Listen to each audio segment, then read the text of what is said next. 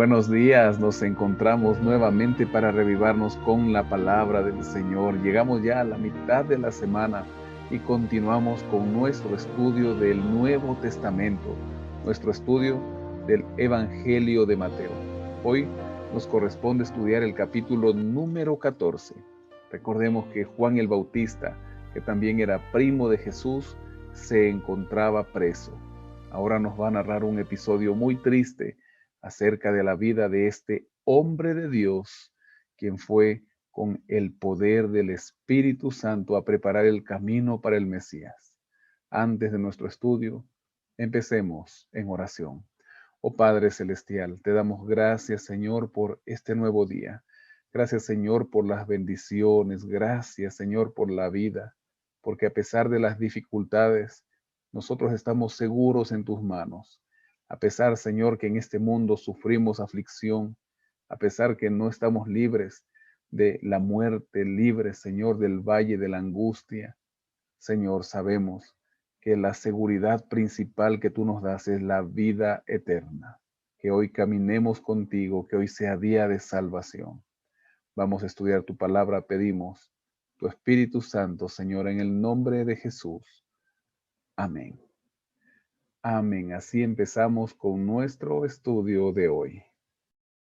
En aquel tiempo Herodes, el tetrarca, oyó la fama de Jesús y dijo a sus criados: Este es Juan el Bautista, ha resucitado de los muertos y por eso actúan en él estos poderes.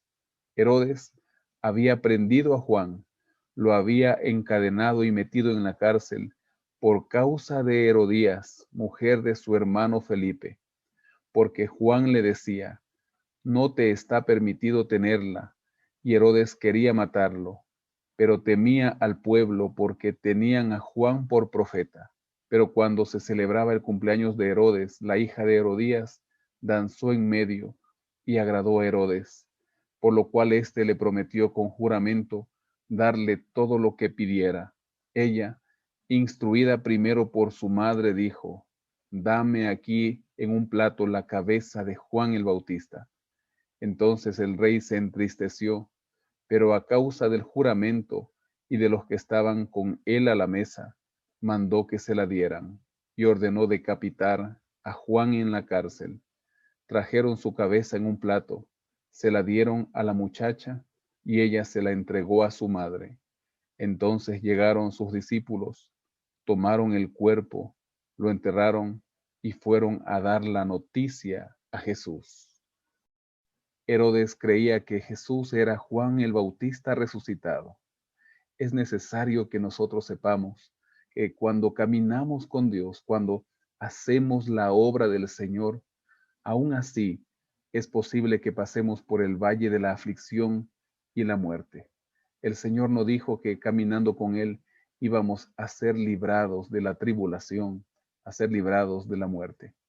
Aquí estaba Juan el Bautista, aquel que vino con el poder del espíritu de Elías, con el poder del Espíritu Santo a preparar el camino del Mesías. El primer Elías, como lo dice el Antiguo Testamento, fue traspuesto y llevado en un carro de fuego, no vio la muerte. Pero este segundo Elías vio la muerte de una manera terrible. Fue decapitado y su cabeza entregada como trofeo en un plato. La Biblia de Andrews nos recuerda que este Herodes Antipas era hijo de Herodes el Grande, que había ordenado la matanza de los niños en Belén. Era uno de los 3 monarcas asignados por Roma a 3 distritos de Palestina en tiempos de Jesús. Intervino en la causa de Jesús antes de su crucifixión, lo veremos ya cuando lleguemos a la muerte de Jesús. La mujer de Felipe, el medio hermano de Herodes Antipas, abandonó a su esposo para casarse con Herodes, que era su tío, no le importó que sea su tío. Juan el Bautista condenó esta relación incestuosa y Herodías se vengó pidiendo su cabeza. Así, aquel que vendría a preparar el camino del Mesías, ahora había muerto. Al oírlo Jesús, se apartó de allí él solo, en una barca a un lugar desierto.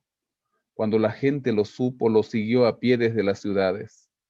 Al salir Jesús vio una gran multitud, tuvo compasión de ellos y sanó a los que de ellos estaban enfermos. Cuando anochecía, se acercaron a él sus discípulos diciendo: el lugar es desierto y la hora ya avanzada. Despide a la multitud para que vayan por las aldeas y compren algo de comer. Jesús les dijo: no tienen necesidad de irse, dadles vosotros de comer. Ellos dijeron: no tenemos aquí sino 5 panes y 2 peces. Él les dijo: traédmelos acá. Entonces mandó a la gente recostarse sobre la hierba, y tomando los 5 panes y los 2 peces, y levantando los ojos al cielo, bendijo, y partió y dio los panes a los discípulos, y los discípulos a la multitud. Comieron todos y se saciaron, y recogieron lo que sobró de los pedazos, 12 cestas llenas. Los que comieron fueron como 5,000 hombres, sin contar las mujeres y los niños. Jesús se encontraba triste por la muerte de Juan el Bautista. Recuerde que él tenía nuestra humanidad, y aún ahora el Señor se entristece cuando un ser humano sufre.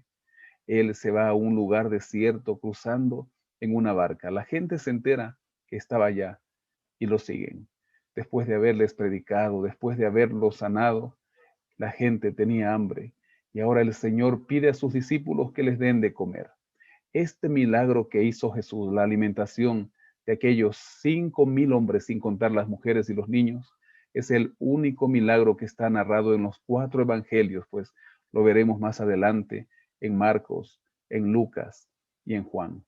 De 5 panes y 2 peces, al final nos menciona que sobraron 12 cestas llenas. Cuando el Señor bendice el alimento, cuando el Señor bendice tu casa, cuando en oración agradeces por lo que Él ha puesto en tu mesa cada día, el Señor también está dispuesto a multiplicar en sus hogares. 5,000 hombres. No contaron las mujeres y los niños. La Biblia de Andrews dice que las mujeres y los niños no fueron contados porque las sociedades patriarcales eran propiedad de sus maridos y padres, y no tenían una posición independiente en la sociedad. Siendo que Jesús alimentó a todos ese día, parecería que la multitud que recibió alimento rondaría entre las 15 o 20,000 personas. ¿Qué poder tiene el Señor? Con ese mismo poder hoy quiere actuar en su vida y en su hogar. Enseguida Jesús hizo a sus discípulos entrar en la barca e ir delante de él a la otra ribera, entre tanto que él despedía a la multitud. Después de despedir a la multitud, subió al monte a orar aparte, y cuando llegó la noche estaba allí solo. Ya la barca estaba en medio del mar, azotada por las olas porque el viento era contrario. Pero a la 4ª vigilia de la noche, Jesús fue a ellos, andando sobre el mar. Los discípulos, viéndolo andar sobre el mar, se turbaron diciendo: un fantasma, y gritaron de miedo. Pero enseguida Jesús les habló diciendo: tened ánimo, soy yo, no temáis. El Señor pide a sus discípulos adelantarse y cruzar el mar de Genezaret. Y ahora Él se va al monte a orar. Si algo hacía, si algo le gustaba a Jesús, era comunicarse con el Padre por medio de la oración. Estuvo allí hasta la madrugada. Los discípulos se encontraban en aquella barca, en la mitad del lago, también conocido como Mar de Galilea. Había viento contrario, había una tempestad. Entonces el Señor viene caminando sobre las aguas, y ellos gritan: un fantasma. Pero cuando él habló, se dieron cuenta que era el Salvador. Entonces le respondió Pedro y dijo: Señor, si eres tú, manda que yo vaya a ti sobre las aguas. Y él dijo: ven.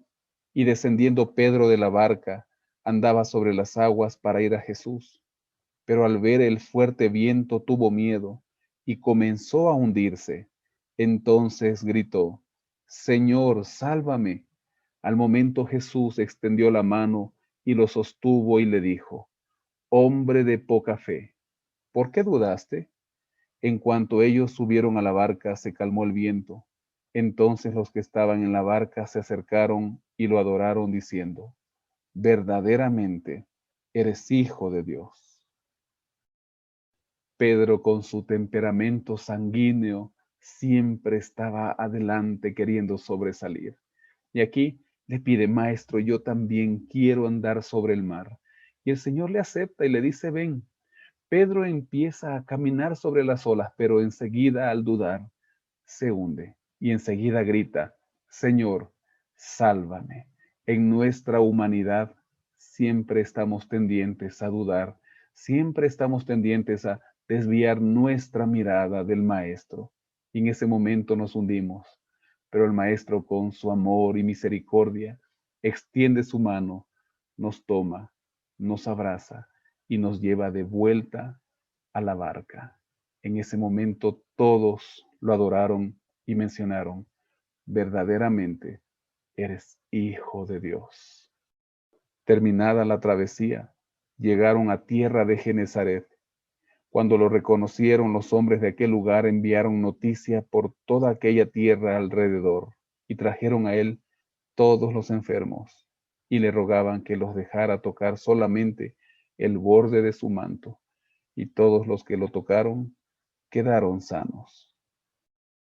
Las personas de aquel lugar se enteraron que Jesús había llegado. Empezaron a regar la noticia y trajeron de todos lados a los enfermos, y él los sanó. Hoy en día también la gente, cuando se entera que Jesús está en tu casa, lo va a buscar en ti y en tu familia. Es necesario que presentemos a Cristo en nuestras vidas. Es necesario que presentemos a Cristo en la vida de nuestro hogar. No tardará alguien en pedirte: preséntame a Jesús. Quiero que Jesús cambie mi vida. Quiero que Jesús me sane físicamente, espiritualmente, mentalmente. Quiero que Jesús sane mi hogar. Quiero obtener la salvación. Usted y yo debemos estar dispuestos a llevar a Cristo a la vida de otros. Aún en aflicciones, aún en necesidades, con Jesús estamos seguros y seremos más que vencedores. Hoy empecemos también en oración. Padre Celestial, gracias, Señor. Gracias porque sabemos que en este mundo de pecados sufrimos aflicción, pero en tus manos y en las manos de nuestro Salvador Jesucristo estamos seguros. Hoy, Señor, salimos a este día a enfrentarlo, Señor, el trabajo, el estudio, los quehaceres diarios, Señor. Hay necesidades, hay problemas que resolver, pero sabemos que contigo vamos, Señor, a un lugar seguro. Padre, guíanos. Bendice a mi amigo y amiga que está orando junto a mí. Acompáñale, Señor, en cada una de las actividades de este día. Lo ponemos en tus manos, Señor, en el nombre de Jesús. Amén. Y amén. Que el Señor le guarde, tenga una excelente jornada. No se suelte de su mano poderosa. Con Él estará seguro.